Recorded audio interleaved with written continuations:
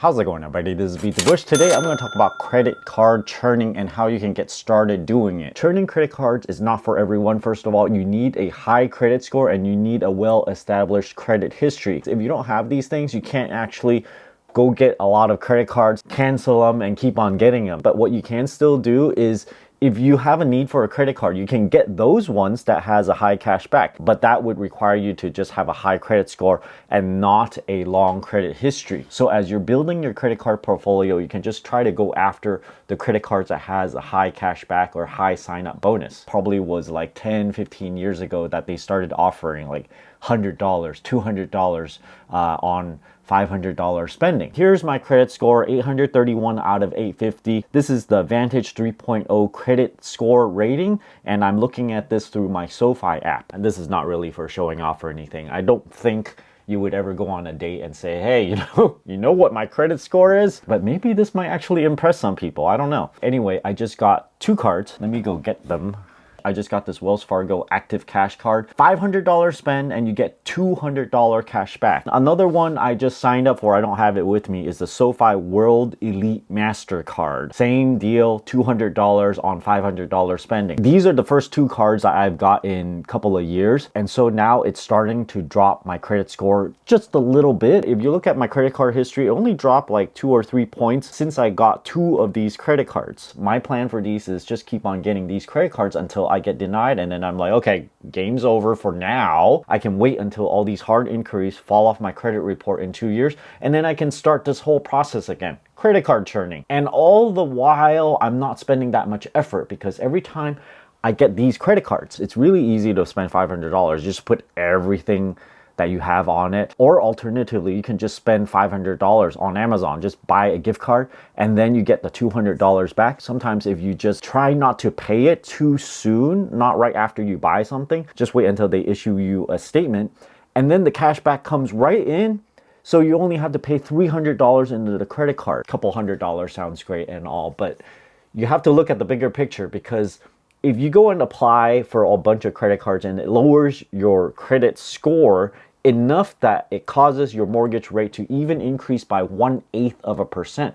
This can translate to $10,000, $20,000 in difference of your total mortgage payment. So, a couple $100 is just not worth it to increase your mortgage rate. Definitely, if you are about to apply for a mortgage, don't do this. However, right after you get your mortgage, after you get your car, you don't plan to use your credit score for anything after that, then yeah, you could go ahead and churn a few credit cards, get a few $100s. Also, I want to make sure that if you plan to do credit card churning, you have to be a very responsible credit card user. You don't want to get these credit cards and then think, oh, look, it's 40% off of everything. Let me just go spend it everywhere. You still have to spend it wisely, I'd say, like put things that you would have bought anyway on those cards, or maybe there's a large planned purchase, then you can use that credit card and spend it on those things. If the average age of your credit history is over 10 years, and let's say your credit score is over like 750, and on top of that, you don't plan to use your credit score very much,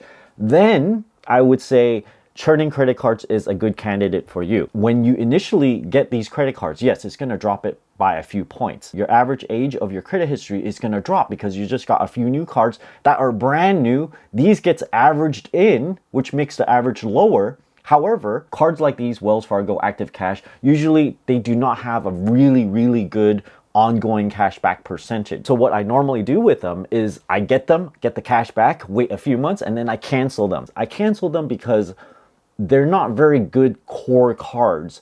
They're not credit cards that I would keep in rotation, that I keep on using all the time. So when you cancel these cards, the young cards fall off your credit history, right? So all the old cards gets averaged together, and suddenly your average age of your credit history increases, even though you're canceling some credit cards. Yes, your total credit limit across all cards is going to drop a little bit, but the average age is going to increase. In reality, whenever I cancel these credit cards, I don't notice that big a difference in my credit score fluctuating. The most is when I apply, it drops a few points, and then gradually over 6 to 12 months, it gradually trickles back up. Now you might wonder, what are the core cards I like to use? Core cards are Chase Freedom and Discover.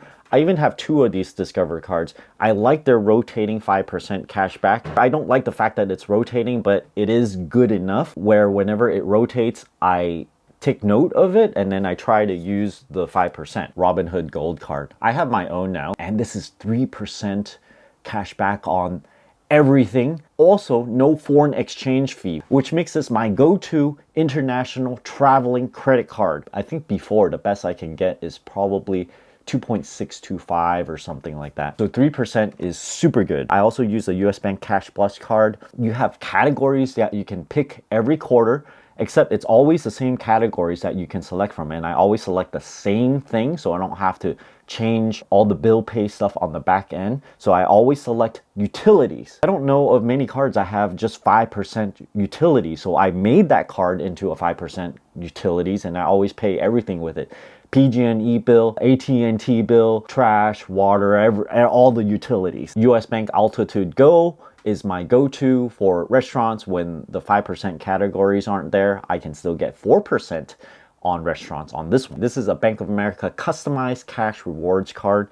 I can get 5.25% anytime you shop online, Amazon included, 5.25%, and 3.5% off of Costco. Keep in mind though, in order to get 5.25% online, you need to be a premium rewards member. This would require over 100K of investable assets in their brokerage account. Or you can have 100K cash, but I don't recommend doing that. So you might wonder, do I go around on my computer, researching credit cards for hours on end? No, I just take a look at the flyers that are mailed to me. I scan them to see if it's a really good deal or not. Sometimes it says, hey, you get $200 off of $500 spending within 3 months. And I'm like, okay, I'll take it. I don't really care what the APR is. Almost 100% of the time, there's no annual fee to these cards. Most of the time, these cashback cards do not give a very, very good ongoing cashback rewards because they're giving such a nice initial bonus. So that works out perfectly for me because I can get it, use it up, toss it out the window later, and there we go. I do like 3 to 4 credit cards